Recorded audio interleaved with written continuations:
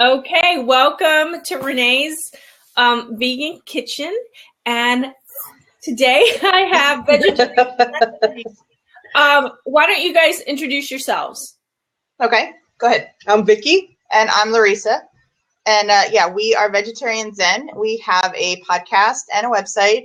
The podcast is, going on 2.5 years now. Mm-hmm. We've been vegetarian for 3 years this month, end of this month. And we started the website in March of 2013. Mm-hmm. And then we started the podcast in July of that year.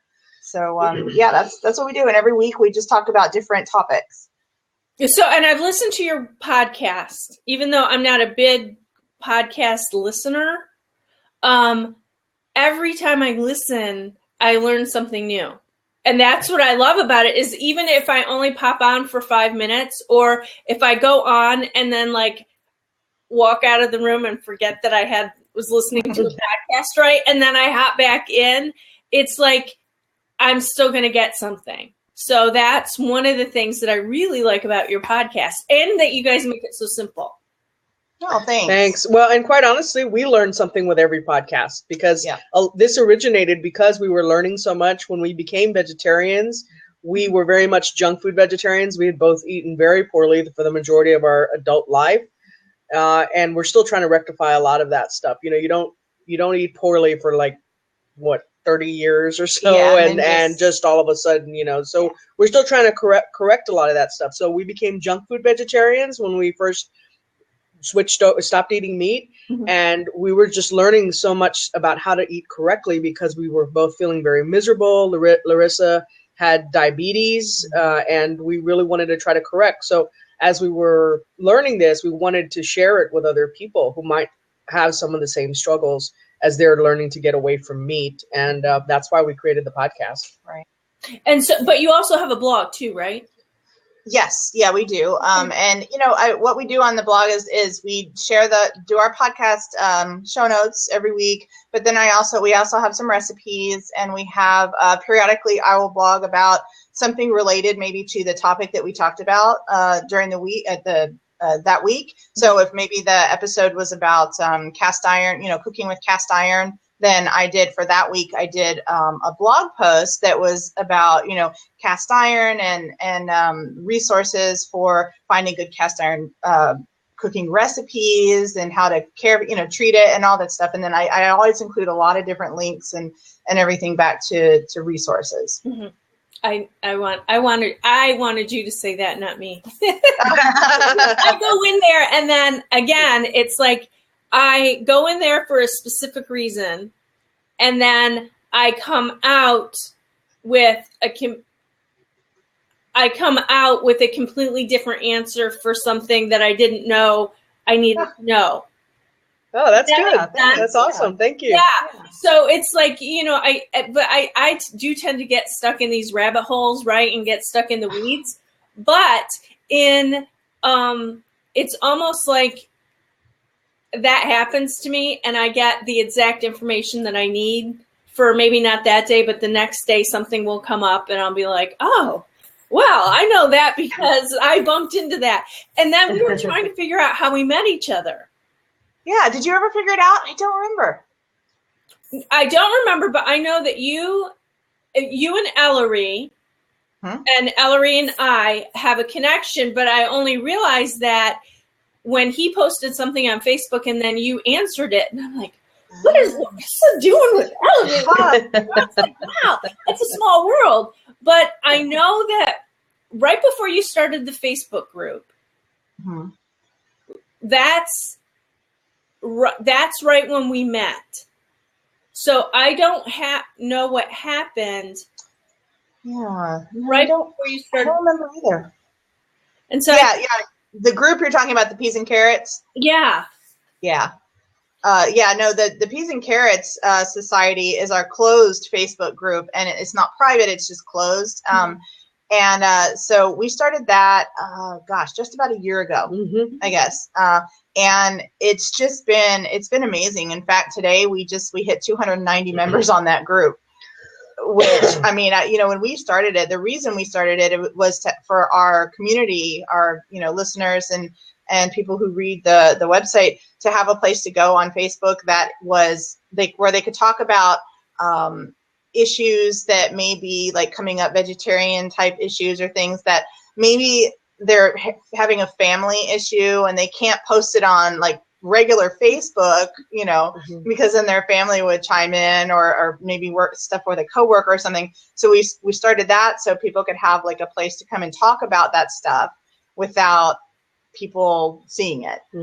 Yeah. And it's also great for recipe exchanging. Because no kidding. I've been on there when I don't know what the thread started out with, but I was introduced to this really great carrot ginger soup. And I've heard of carrot ginger soup because, right, I eat a lot of vegetables and look at a lot of cookbooks. Right. But I never thought about making it until they said, "Oh, I made this and it was phenomenal." And so I thought, oh, well, if they made it and it was great, maybe I should try making it rather than just like flipping through the pages of a cookbook. And I think that's one of the nice things about your blog and that Facebook group and the podcast is that it's sort of tried and true, right? It's not, you're definitely, you're hearing from the face behind all of the, I don't even know how to describe it. It's like, it's real. You're real people in a real kitchen eating real food, and you talk about the stuff that like does and doesn't work. Right. Yeah. And that's what the group is so good for too, is, and it's just like you said, it's already, somebody's already tried it. If they put it in, if they, post in the group, and they'll post, lots of people will post pictures of like what they just made for dinner. And that way, and then somebody will ask for the recipe. And then there's, the comment thread just goes on, but that somebody's already tried it and thinks it's awesome, because nobody posts pictures in there of stuff that they made that turned out horrible, so, at least if somebody's already made it. And we've made quite a few recipes that people have posted in there, and they come out great. Okay. So how, so you kind of came to eating more of a plant-based vegetarian diet because of health reasons. And do you feel better now that you've been on it? Or, yes, or do you still struggle with some of the things that you had, previously? We definitely still struggle with some of it because, like I said, it's been most of our adult lives eating really poorly, and we have gotten a lot better. When we gave up meat, we thought, oh, this is going to be awesome, but we were eating all the wrong things. We were eating potato chips and just things that didn't have meat, and we thought, oh, great. But we started to feel really poorly, and our diet wasn't that great before, but we really turned to junk food kind of as that crutch. But once we started to course correct and started to understand some of the benefits of like quinoa and rice and, just all these things that were so much better for us, we started to feel a lot better. And I always tell people, despite the fact that I still have some weight to lose, that I'm still dealing with some of those things, I feel the most energetic that I have felt in my adult life. I really wake up with a lot more energy. We were just talking about this the other day because we went to a movie theater that we love to go to watch movies because it's like a draft house, so it's got like food and stuff, and they have a really awesome veggie burger. But when they gave me my burger, this is the second time this happened at this place.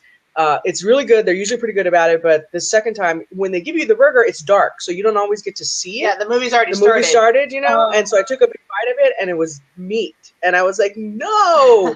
But it's more from the standpoint at that point, though, because we were saying if it's either one of us has got to have something like that mess up on us, it's probably better me, because just meat, I think, especially when you haven't eaten it for a while, but even before when we were meat eaters, it just didn't sit well with us. It made me feel really tired. I remember after dinner, I would feel just so lethargic after coming home from a long day at work, and then just sitting in front of the TV. And when we ate meat with almost every meal, and almost immediately when we gave it up, I started to feel much better. Well, one thing that I noticed too is when I stopped drinking milk, my blood sugars improved a whole lot because, milk is really high in sugar. And, everybody says, well, milk is so good for you and it has so much, it's good for your bones. It's actually not. It's the opposite because and I'm sure you know this, but what milk does is it leaches the calcium out of your bones because explain. It creates a sense of inflammation in your body, and your bones actually have to release calcium to try to maintain a sense of balance. So you actually end up losing and that was something that, again, that's why I said we learned so much. We didn't know much about being vegetarians when we first became vegetarians, and this is why I was saying with every podcast we learn. We just finished recording earlier today an episode on vegan and vegan alcohol, right? Which again, a lot of people don't think. Well, not all alcohol is vegan. Some of it actually contains animal products. Yeah, that's one thing that I think I posted in Peas and Carrots. I think I posted at least. It was like an offhanded remark. It was like, well, at least my beer is vegan. And then someone came back and said, you might want to check that. And I'm like, really? Because then I checked it and I'm like, you know what? Yeah. Okay, so I'm not vegan for that hour that I'm drinking. But there's vegan beer though. I'm okay with that. Well, where I am, we're lucky to get, apples, honestly. Oh, yeah. I live in kind of a food desert. But but that's a whole nother, I can't go down that road. I'll cry. Yeah, my grocery store closed like 2 years ago. Oh. Yeah, and it's been tough. It's been tough. Oh, wow. Anyway, again, I'm not going to go there. But yeah, I didn't realize that well, someone said that, I made a vegan dessert that I was really proud of. And someone said, well, did you use sugar in it? And I'm like, yeah. And they said, well, sugar's not vegan. And I'm like, what? What's not vegan about sugar? And then, I went, then it's the charcoal in the processing, and the charcoal's made out of cow bones, and I'm just like, really, how far am I personally willing to take, being a vegan? And I think that's when I wrote, I think after that episode, because there's a lot of vegan haters out there, and for a long time I didn't say I was vegan because I just didn't want to deal with all the hate, and I'm a happy vegan. Then, but then when I said, oh, this is vegan, and then people, or, this is a vegan meal, or that's a vegan meal, or it's vegan and gluten-free, because I started being more aware of the recipes that I was putting on the blog. And in that awareness, I became aware of all these other things that weren't vegan, technically vegan. I mean, they're not. It depends on how you define that. So finally, then I just said my tagline was 98% vegan, which then people were complaining oh, that's a cop-out, so you can eat bacon. It's like, I just can't friggin' win with this. Yeah, so it's just honestly, it's I just couldn't make anyone happy. Yeah. Well, and that's why we really try to promote. The other thing we really try to promote is that we're all on a journey, and we beat ourselves up enough about all of these little things. We don't want people that are in here to kind of beat their chests and make it about them. We want to make it about supporting each other. And that's what's so great. And you're part of the Peas and Carrots Society as well. This is a really awesome group of people. And we always promote not judging other people. You don't know where they are. You don't know what they've been. Like you just said, you're in a place where it's very hard to get groceries, and you have to make some choices sometimes, and that you shouldn't be judged for. I mean, that's the thing. And that's why we try to promote everybody's on a journey. If you're doing a meatless Monday, and that's the best you can do right now, then you're absolutely welcome. And we're not going to judge you, and we don't want other people to judge them either. Right. And our community is so supportive about that, and it's just such a great positive vibe. Not focusing on on judging people, but really just focusing on trying to promote any success at all. Well, and the other thing that we say, and this is something that we've said, on the podcast since the very beginning, is that for us, and the way we kind of look at it and talk about it is it's not an all or nothing thing. Mm-hmm. Just kind of like Vicki said, if it's just a meatless Monday, I mean, that's something, so we always kind of reiterate that it's not all or nothing. And if something happens and you're in a place where you have to eat, if you identify as vegan, but you're in a place where there's just nothing else to eat that's totally vegan, I mean, you may have to eat something that's vegetarian or, and not strictly vegan. And it's for us, it's not an all or nothing. Mm-hmm. Mm-hmm. Yeah. And I think that, right. I think that there's a lot of grace that needs to be extended that isn't always extended. Because when I say I eat plant-based, I eat a vegan diet, people always take it to the next step to say, well, I can't believe you make your kids eat a vegan diet.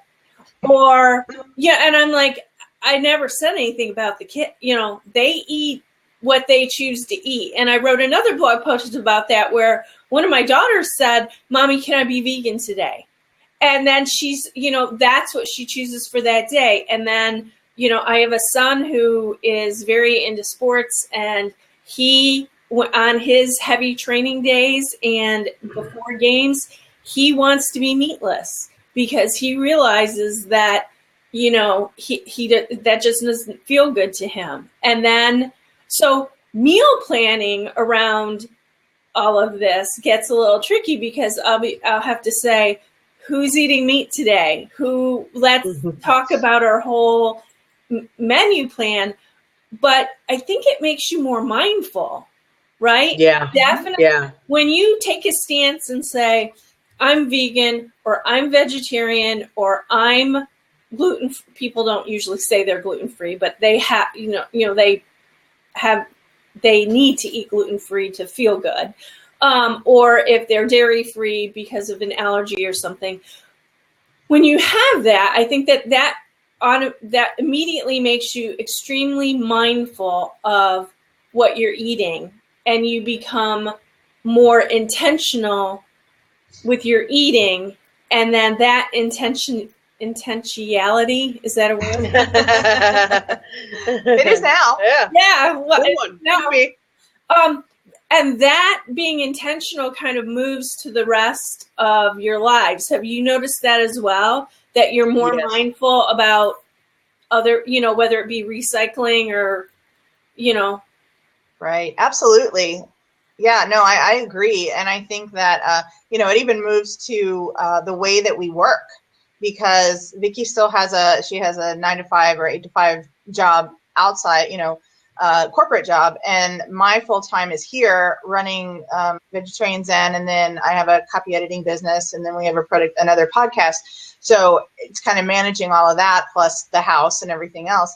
But I think that we have both become a lot more mindful of just everything, the environment, productivity, how we work, how we rest, everything. So definitely, I totally agree with you.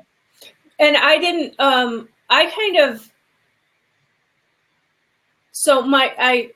I've always had sort of a wavy gravy, earthy kind of idea about how I want, when I was little, how I want to grow up, I want to, how I want to be. And then my first child was like completely cloth diapers, homemade, I'm like completely granola. I was that granola mom that I wore him. And not only did I wear him, when I got pregnant with my next one, he went on my back. And then after I gave birth, I had another one in the front pack. Oh my gosh. Yeah, then I got pregnant again. And so then I'm like, I've got too many kids to carry. Can't be right. So, but I wanted to be that, like, that I wanted to be that mom, right. I wanted to be that mom. But then, my second one would not eat the homemade baby food, would Not, I mean, she nursed well and she did all that. But when it came to eating food, she just did not, everything had to be store-bought. And that was like, oh my gosh, that killed me.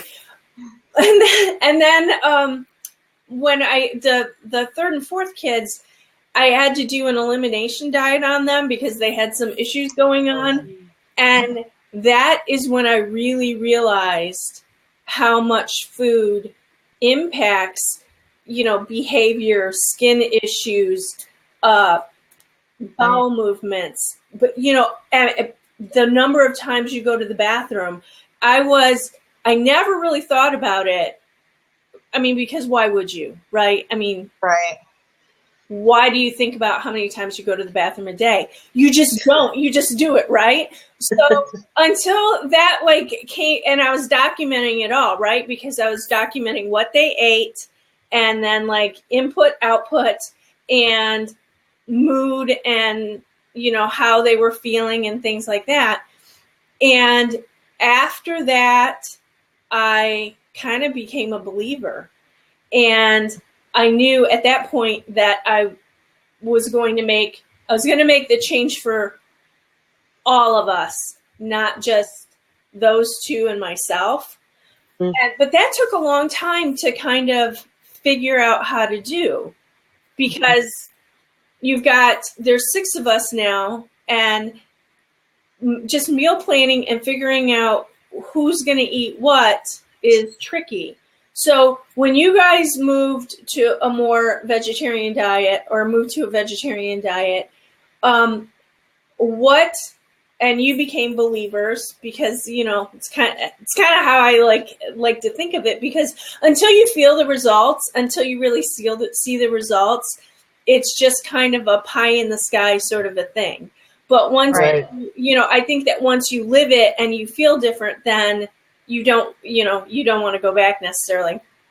So when you made the switch, how did you start planning? And I know it took you a little while.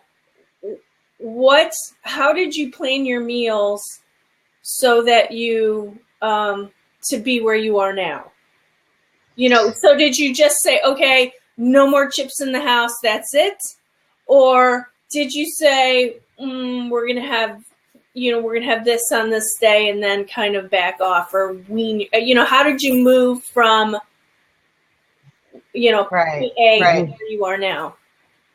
Well, we're not to the no more chips in the house point yet. I don't know if we're ever going to be to that point. But we will say there's probably less than there used to be. And the thing is, though, there's more good stuff than bad. Mm-hmm. So that's kind of, again, because we're not, if we said no more chips in the house, that probably wouldn't work for us, because like I said, we've eaten poorly for so long that when we started to switch, it was more. So, for example, we had a snack earlier and we both had oranges. I mean, that's not something we would have necessarily reached for even just a year ago. So we consider that a win, because we're slowly moving away from that other stuff. And I am totally with you. I completely feel the mood. That to me is one of my biggest focuses for myself, especially at work, is how it impacts my mood and my ability to just be feeling more up and energetic than feeling down. So when I'm going to reach for the chips or something, that's what I start to think of. Is that what I want to feel like in a couple hours? Because I remember that feeling. Mm-hmm. But to answer your question about how we've moved away, I think it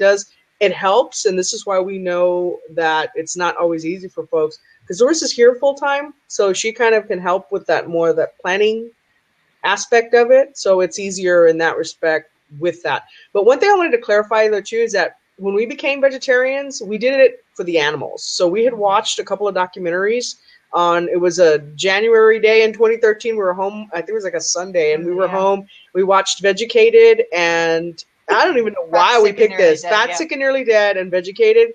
And by the end of Vegucated, we were both no more meat, nothing. And I called my sister up and asked her to come over. And we had just gone to the grocery store earlier, a couple of days before. So we had a lot of meat stuff. And she came over, took all the meat out of our house, took several grocery bags, cleaned this out. I mean, and not just meat. We gave her, we went through the pantry before she got there, and we gave her, soup, the vegetable soup that has the beef broth in it. We gave her beef bouillon. We gave her, all anything. that stuff, anything like that, Jello, all that stuff. Yeah. So, I mean, she and our brother-in-law walked out of here with like grocery bags full of stuff, you know? And so we tried to do some of that because we had watched Fat, Sick, and Nearly Dead. We were really inspired. And so we got the juicer and we started to almost go juice fast kind of thing. And that just, again, it doesn't really work when you just try to go all in like that. And so we said, you know what? Let's just start to incorporate juice into our diet. Let's start to slowly move vegetables. Now, the challenge is Larissa, I always tell her, she eats like a 2-year-old, left alone to her own advices, like in the movie Home Alone. Yeah. I mean, that's really how she ate. She did not, I was raised on a lot of vegetables, so that was not an issue for me. The only vegetables I don't really care for are Brussels sprouts and cauliflower. And cauliflower I can take in the right way, but Brussels sprouts, I have tried to make myself like Brussels sprouts because I know they're so good for you, but I just can't. I can't like them. Well, but she really for me, didn't. Every vegetable was my Brussels sprouts. Yeah, I mean, I hated. The only vegetables I liked before we became vegetarian were, the starchy ones that are not as good for you. So like corn and potatoes. Anything green was like, no way. And I'm very sensitive to texture. So like a lot of the textures of the vegetables really, really bothered me. I'm very taste sensitive. I'm very texture sensitive. So, and smell. So if I don't like the smell, I can't eat it. I know. I'm like a 6-year-old. What's left? A bag of chips. Exactly. Cereal and a bag of chips. So like when I went off on business, I say, what are you eating? If I'm traveling somewhere, cereal. No. Crinkle, and nothing. Crinkle. Right. Exactly. But so when we started that, I mean, it was harder for me than it was for her. And I've got to say, though, over time, I started by just putting vegetables in things. So maybe adding some squash or zucchini to like pasta sauce. So I basically treated myself like I would treat my 6-year-old child if we had a 6-year-old child. So I did that. And so I started incorporating stuff like that into things I was already eating where I couldn't taste the vegetables as much, So I started out by, sauteing zucchini and squash until it was like soft and then putting it in pasta sauce. And then I couldn't feel that texture and everything. And over time, I kind of acclimated myself. So it's been 3 years now. So I've really acclimated myself to where I can eat, squash and zucchini and broccoli. I used to hate broccoli. Broccoli used to make me gag. I am not kidding. And now I love broccoli. I can eat like an entire plate of just steamed broccoli, And even yesterday we were eating at a place downtown and it was what were you eating? I don't remember, but it had a crunchy carrot because like she said, she used to have to like nuke those or boil those down to almost mush, which of course takes a lot of the nutritional value out of it. But she had a crunchy carrot and she was like, I just had a crunchy carrot and it was good. Like, you see this? You see what I'm eating? I'm 44. I'm 44 years old, and I'm like proud of eating. But the good thing is that a lot of people who think they don't like vegetables or couldn't be a vegetarian because they don't like vegetables, your taste can change. And I think a lot of that had to do with just giving up the meat, and then slowly, as she said. And kudos to her because she will try things again. I love avocados and she hates avocados. And I said, well, when was the last time you tried one? And she said, well, not for a while. And I said, well, at least try it again. She tried it. She still hates them, but she at least tries it. But I tried it. She at least try it. Well, I love that. I love that story. I mean, I love that whole string. And I have a couple things. Okay. If you try Brussels sprouts, if you cut them in half and take out that little triangle, have you tried that? No. That little triangle is grossly bitter. Okay. Disgusting. But if you take that out, I have found that my kids will, because I had, I just did this on the show with Chef Dennis. I did the superfood slaw, and I take those itty bitty parts out because they are so bitter. And I watched that one and I saw you say that. Yeah. So I took that out, and then I usually always roast them before I put them in anything. I didn't in that salad, but I knew that there were only 3 of us who were going to eat that salad that night. But had I made that salad for the whole family, to at least put it on their plate, to have them then not eat it, but then sit at the table long enough so that I leave and they don't see that, it's a whole thing. They think they're scamming me. I really know. I used to put it in my pockets when I was little. I have to check their pockets. Now they're going to watch this. Don't let your kids watch this. I'm going to be pulling stuff out of their pockets. That was the thing with the Brussels sprouts. And, I like what you said about trying new things, and it's, your taste buds do change. And I think that once we move away from processed packaged foods, then our taste buds do kind of change. And when we eat an apple, we taste that sweetness of the apple versus expecting it to be like a gummy or what, I don't know what, something really sweet. So now in our house, I respect and honor the kids. So if they wanted Blue Box macaroni and cheese, which we've not had in a really long time, but they said, Mom, we're just craving this. And I'm like, okay, fine. Well, I'll make it and whatever. So I made it, completely, I used the milk, I used the butter, I followed the directions, right? And made it exactly how they remember it and served it up. And they were like, took 2 bites and they were like, we don't like this anymore. And I kind of knew that. So I'm like, yeah, let's go make some peanut butter sandwiches, because taste buds really do change, but your mind makes you think that they haven't. And then you go back to trying, you go back. Yeah. And that happened with me recently. I don't know can't remember what it was. It wasn't vegan. And I thought, I'm going to snitch because I've not had this in a long time. And I snitched a bite and I'm like, okay, I'm good. I'm good for, I don't know how long. I can't remember what it was, but it's that kind of like, when you snitch, then you're almost reinforced that, yeah, what I'm doing is I'm on the right path. Right. And Vegucated, now, I watched that too. Did you stop it and cry? I made myself, I knew it was funny because, well, it's not funny, but when I was getting to the point where they started to show the animals, she couldn't watch it. She even covered her eyes, but she was listening. I had to look down. I couldn't watch. We had never talked about becoming vegetarian or vegan before. And this is why I said it was very serendipitous that we even chose these 2. We were looking, we like when we watch TV, we try to watch things that are somewhat educational, just not junk TV. So we came across these, and I have no idea why. But when I was getting to the point where I knew what they were going to show, I made myself watch it because I thought, you know what?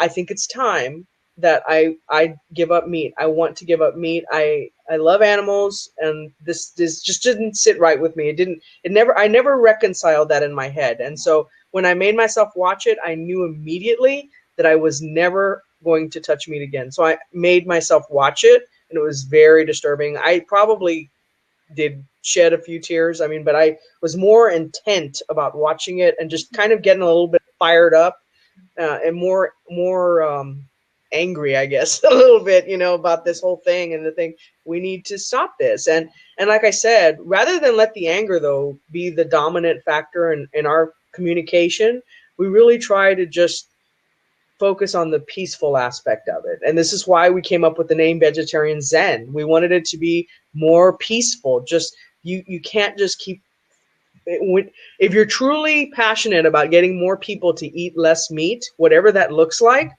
then you have to open the conversation, and you have to be willing to say, my way is not always the only way. Mm-hmm. It's whatever they can do. If it's one person who just starts a Meatless Monday because they felt included in a group and didn't feel judged, that's what we are there for. That's what we try to do, is we try to just encourage people. And that's why I said any win in our eyes is any success in that direction is a win in our eyes. And that's one thing that I really do like about how you present things, because I never, ever feel like I'm doing it wrong, or I should be doing it some other way, or I would be better if I did it, all of those, all of those things I appreciate. You don't know how much I appreciate just having a safe place to learn about things, because you guys do a great job of teaching and educating and tons of resources, and you offer so much in a gentle, loving, kind way that it's really a beautiful thing. Whereas other places I've gone or listened to, people that I've listened to, I come away.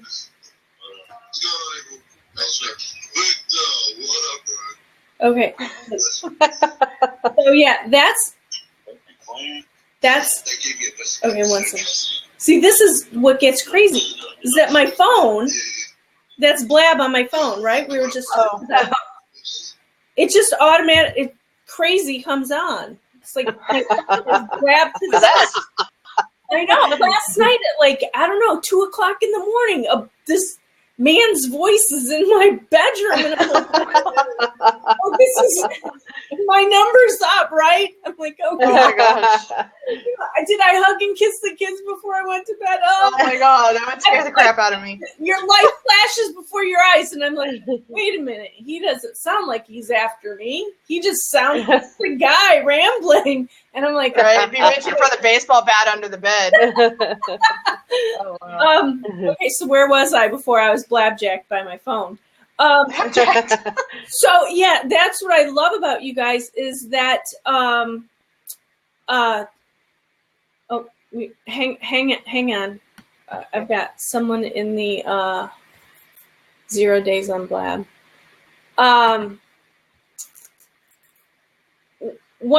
So that's what I like about your approach. And I think that it's really important that, if you're going to make this change, or you're going to move it into a more plant-based direction, is that you find a group of people that, and this is going into my next thing. Oh, I didn't finish Vegucated. So I watched Vegucated on my Kindle at night because I couldn't sleep, and it was like a free something, and I'm like, oh, Vegucated, yeah, I want to know more about vegetables. I bet you didn't sleep for the rest of the night, did you? Yeah. No, I was up all night because I had to keep pausing it and then bawling my eyes out, watching it, and then watching it. I'm like, oh gosh, no. Yeah. Now I woke up tired, my eyes were sore. Then I swore off me. It was just like, it was like a whole game-changing day. Right. So yeah, that was my Vegucated, and like the next week I ended up watching Sick. What is it? Sick, Dead. No. Fat, sick, and nearly dead. Sick, dead. You're sick if you're dead. and that, I love Joe's story, and I actually had a juicer, but it wasn't it wasn't a very good one, so I wasn't. My juice was not as good as it could have been. So the juice that you get when you juice, I would say make sure you invest in a good juicer, because your juice will be better. Absolutely. Mm-hmm. Yeah. So now I don't juice to juice. I juice to make the most amazing soup bases ever. Oh, wow. Because I never thought about that. That's how I made my amazing ginger carrot soup base, is because I juiced that ginger and the carrot, and that, I added more carrots to it, but that infusion with the garlic was phenomenal. It was absolutely phenomenal. Wow. Now I'm going to have to try that, because I never thought of that. I always use like a vegetable stock, and I'll make my own vegetable stock, just with leftover, the tops of carrots or the ends of, zucchini, whatever. And I just save all that in a Ziploc bag in the freezer until I get enough. And then I'll make a stock with that. And then, freeze the stock. But I never thought about juicing as a base. Put that in the peas and carrots. Yes. Oh, okay. Mention that. Yeah, make a post in there. Actually, I was thinking with that, or with what was the other thing you mentioned? That the Brussels sprouts. Mm-hmm. Is that a recipe that you have too? The Brussels sprouts, or how to do the Brussels sprouts? Yeah. Well, what I did is I wrote a blog post and then I embedded the Blab into the blog post. Oh, okay. Okay, cool. We're gonna make one or both of those our recipe of the week one week on the podcast. On the podcast, yeah. Yeah. So we'll link to your blog. Mm-hmm. Okay. Because those are awesome. Yeah. And the superfood one that I did with Chef Dennis, I was trying to give a lot of different options. Like, you don't have to spend all this time chopping. You can buy these different things and only chop up, a few things. Or you can add this and not add this. Or you can add nuts and not add nuts. And all of these different things. So it's like, I made 2 different salads, one with a creamy base and one with a vinaigrette, but those 2 salads could have been easily, 10 different salads in each one. Right. You've got so many, so many options. So we're going to have you on our show, Renee. Yeah. Okay. That'd be fun. Yeah, to talk about some of that. I'd like to hear your story too. I was thinking about having a Blab like every Sunday to just talk about maybe more, have maybe an agenda. Yeah, like a topic, like a specific topic each week. That'd be fun. Those topics. Yeah. Well, and we were talking, now that you've helped us with our Blab virginity here, because this is our first Blab. We'll probably be doing some of these too. Yeah. Well, yeah, and it's a Tracy, our friend Tracy Antonovich. She's the kitchen girl. She's in Peas and Carrots too, right? Mm-hmm. Yeah. But she's a good friend of ours. Girl. The kitchen girl knows Ellery. Okay. Yeah, she probably does. So Ellery introduced me to her. So I must have followed her and got to you guys from her. Okay. Okay. Yeah. All right. Good job. But yeah, and I can tell you, she would love to hop on one of these with us. Oh yeah. Yeah, definitely. Yeah. So we'll definitely have to set that up. I think that would be fun. Yeah, because I think it would be fun to have because she's in a different.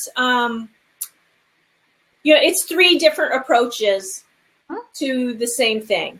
And I think that when people, well, I have one more question, and then we'll probably stop in like 10 minutes. Okay. And we'll go off the record. Well, I'll stop in 10 minutes. So, how do you guys meal plan? Do you write it out and go grocery shopping every week? And this is my last question. Okay. So I will tell you. Oh, go ahead. Do you pack lunch? Do you pack your lunch? I usually come home for lunch, so I'm very lucky in that I only work. My office is only about 5 miles from here, so I can come home for lunch. And she will already, because she works from home, usually have lunch ready. So I am very fortunate that I don't have to eat a lot of like frozen stuff or anything like that. Although when I do take that to work, it's usually like the Amy's, the organic, Amy's frozen organic. The best success we have found with meal planning comes from what is the name of that app? Plan to Eat meal planner. I was doing it because that was, like a lot of people, that was one of our biggest challenges, was trying to plan meals. Mm-hmm. And so the Plan to Eat tends to work very well for us. It's an app, and you pay, I don't remember how much it is, but it's really not that expensive. I'm going to put the link in the chat here. And also in the chat, put the link to your podcast and your website. Okay. Anyways, this works really well because you can drag and drop and import recipes really easily into this meal planning. And it also helps us to plan like even leftovers, to say, okay, if we make some quinoa casserole for dinner one night, we know chances are we're going to have leftovers, and then we can put leftovers for lunch the next day of that casserole or whatever. So the Plan to Eat is by far the thing that has worked the best for us. We have tons of cookbooks, and we, just like most people, they just sit there on a shelf because it's kind of a pain to have to write out the ingredients you need and all of that stuff. But with the Plan to Eat, when you find something, you just hit a little import button, and 9 times out of 10, the app, it will allow it to import, and it puts out your grocery list for you and everything. It even adds it to your planning calendar. Mm-hmm. Yeah, it's awesome. I love it. Now, can you add your own recipes? Yes. Yeah, you can add your own. You can either type them in, or if it's a recipe that you found online, there's an import from the web button. So you just click that button, and then you copy the link to the website where you found the recipe, and you put it in there. And as long as it's formatted the right way, which I would say 9 out of 10 recipes on the web are, Plan to Eat will actually pull in all the information from that web page and populate their recipe form and everything. And then all you have to do is like maybe add tags if you want to tag it. So like if you want to tag it as vegan, or if you want to tag it as, like dinner or something like that, then you just add those tags and that's it. Mm-hmm. And then it's just, their interface is amazing. It's a calendar and it's just drag and drop. Wow. So you can duplicate, drag, drop, copy, all that. Mm-hmm. Wow. I'm fascinated. So on your website, when you put recipes, will that go from your website to the thing? To Plan to Eat? Plan to Eat? Yes. Yeah, our recipes will work. Is that what you're asking? Yeah, so let me just get this all straight in my mind. On your blog, so I have to close my eyes. Right? Okay, there's no one in the room but me, and I'm getting my thoughts. Okay, so your recipes on your blog, what plugin do you use for that? I use a WordPress plugin called WP Ultimate Recipe, and it's I use the premium version of it. It's really affordable. I couldn't tell you how much it is, but it's very, very affordable. The support for it is amazing. They have, the way it's set up is there's also a recipe grid, so that when you set up the page on your WordPress blog or your WordPress site, your recipes page, there's a code that you put in, and it'll set up a grid for you, and then you can order it how you want, and it's really amazing. I'll get the link for you. Okay, great. And so you use that, and then that is recognized by the Plan to Eat app. Yes, as far as I know, I haven't had any problems with it. Yeah, I've imported it. Yeah. Okay, and then from that, so if I put like 5 of my recipes on my website that I need to eat, or that I eat, I could import that. So I could use it as my own. Yes. Mm-hmm. Yeah.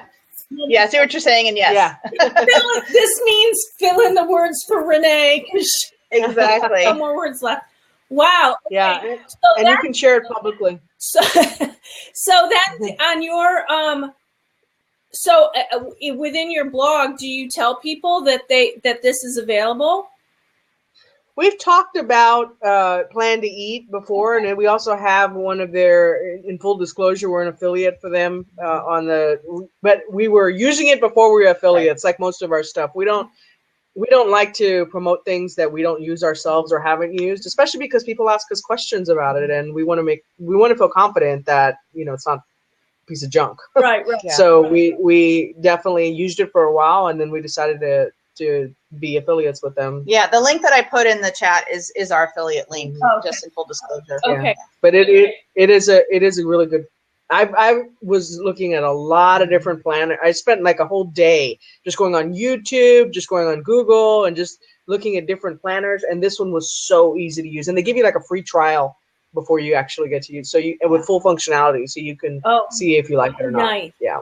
Nice. Yeah, you know how some apps will give you like really limited. Yeah. This is pretty much full functionality. Yeah. Wow. Okay. That is that's great. Okay. So, and have you put everything in the comments section, your website, your podcast? Yeah, the only thing I haven't added is the podcast direct link, but you can we're on iTunes. It's just, you just search for Vegetarian Zen. But also if you go to our website, we have a podcast archive on there where you can listen on the website, or you can download it from iTunes or from Stitcher as well. Okay. So I'll put that link in there. Thank you so much. This is thank you, Renee. This has been fantastic. Learn so much just from you guys. It's great. I want to have you on every week just to answer questions. That would be fun. Yeah. Okay. Well, I'm gonna pause the recording. Thank you so much, but don't leave. Okay. Okay. No, we're here. Thanks for having us. Yeah. Thank you.